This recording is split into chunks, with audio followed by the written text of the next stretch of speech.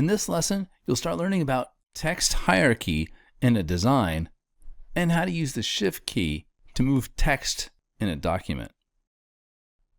Let's duplicate the article text. Right-click on it and duplicate the layer. Click OK.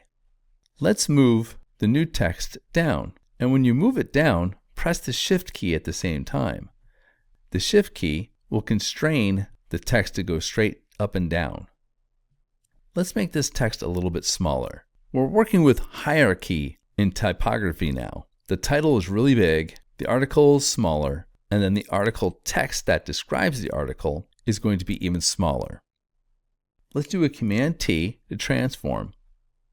Let's drag the bottom left corner up to the right to make the text smaller, and press Return. With the Move tool selected still, you can double-click on the word article, and you can type in, "This is the description of this article."